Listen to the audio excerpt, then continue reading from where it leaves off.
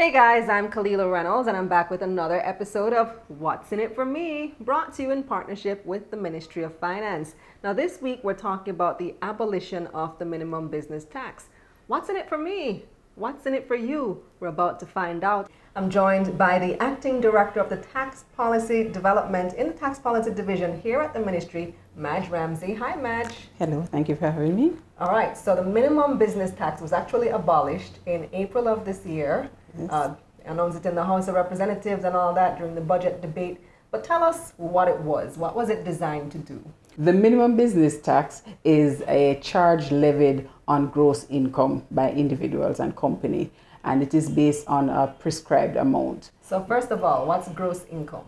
Gross income is essentially all your income before deductions. Okay. That is essentially what gross income is.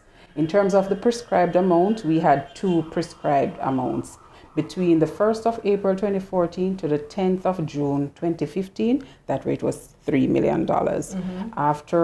Since the 11th of June 2015 until the abolition, that rate was $5 million. So if you're a company or you're an individual liable for the tax and you don't exceed that amount in terms of gross income, you would not be liable for the minimum business tax. Okay, and you had to pay how much? The minimum business tax is $60,000 and it was. Yes, was. The minimum business tax was $60,000 annually, due in two equal installments of $30,000, due on the 15th and the 15th of June and the 15th of September annually. Okay, and you could understand there were, even when it was introduced back in 2014, there were complaints about the minimum business tax. What were people saying about it?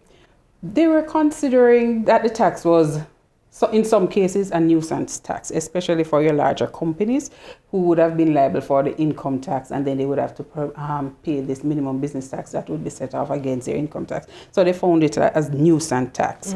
And the companies, the smaller companies, found it a burden, especially in the case where they were not making any profits. And you know, a small company starting up $60,000 can be a tidy sum for that company. So they would have complained about those type of things. So you would have paid it after your first year, or you have to pay it as soon as you become a company? No, the tax is only levied for companies that have been in existence more than 24 months. So new companies would not be subject to the minimum business tax. I see. So what led to its abolition this year? I know you're not a member of parliament, but I'm sure you've been following it. Why did they decide to abolish this tax? Well, the tax, as we had indicated, we got the feedback about the whole matter of it being nuisance and a burden on the small taxpayers.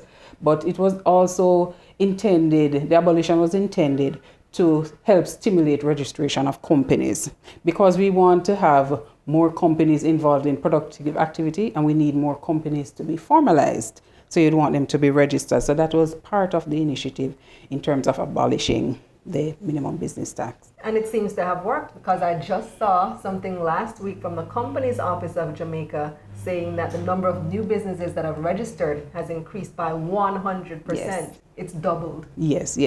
And that is something that we would support and we appreciate. No, we would like these companies to actually be active companies. We don't really want shelf companies. We want companies involved in production that can stimulate economic growth and job creation. Okay, so how can businesses use this abolition to their advantage? Well, this is the what's in it for me question. Yes. The fact that you are not liable for the tax, you have administrative savings, you have cost savings. So that $60,000 can be reinvested, especially in a small company, to buy another piece of equipment or something. In terms of the administrative savings, you wouldn't have to, the liability is not there. So you could focus your attention more on being more compliant with the other tax types. So you wouldn't have to be concentrating on your minimum business tax.